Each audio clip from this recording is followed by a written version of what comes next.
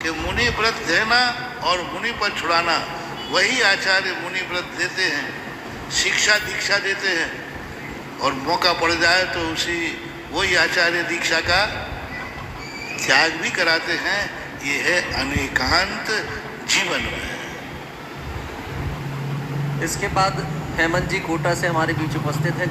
तब तक एक बात मैं आपसे करूं, जगत पूज्य निर्यापक श्रमण मुनि पुंगव श्री 108 सुधा सागर जी ऋषिराज मंच पर विराजित है। एक जगह पर कहीं पर चर्चा हो रही थी, 400-500 बच्चे बैठे हुए थे। उन बच्चों से किसी ने इतनी सी बात कह दी कि एक पेज उठाओ और एक कलम उठाओ और उठा करके इस पेज पर अपने अपने ईश्वर का नाम लिखो, अपने अपने भगवान का नाम लिखो। उन 500 बच्चों ने जब उस कलम को लेकर के पन्ने पर कुछ लिखा और 500 लोगों के जवाब आए तो सारे पन्नों पर लिखा था 5 अक्षर का नाम सुधा सागर। तब किसी बच्चे को मंच पर बुला करके पूछा गया कि तुम सारे लोगों ने लिखा कि मेरे ईश्वर का नाम संत सुधा सागर है, आखिर तुम्हारे गुरुवर में ऐसी क्या विशेषता है?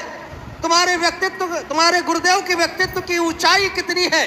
तो उस छोटे से बच्चे ने दोनों हाथ आसमान की असीम ऊंचाई की तरफ उठा दिए, बोले आसमान की जितनी ऊंचाई है उतनी ही मेरे गुरुदेव के व्यक्तित्व की ऊंचाई है।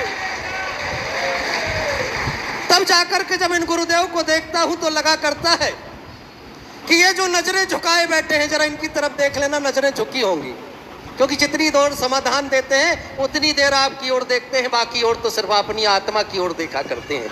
ये जो नजरें झुकाए बैठे हैं, न जाने कौन सा राज छुपाए बैठे हैं। अरे ये खुद ईश्वर है या अपने अंदर किसी ईश्वर को छुपाए बैठे हैं, अपने अंदर किसी ईश्वर को छुपाए बैठे हैं। ऐसे निर्यापक श्रमण मुनि पुंगव श्री 108 सुधा सागर जी ऋषिराज के चरणों में हम सारे लोग नमन कर रहे हैं। और धरती के वो सौभाग्यशाली हम लोग हैं जिन्हें इस धरती के परमात्मा के चरणों में बैठने का अवसर मिल रहा है, अपनी आंखों से उनके दर्शन करने का सौभाग्य हम सारे लोगों को मिल रहा है।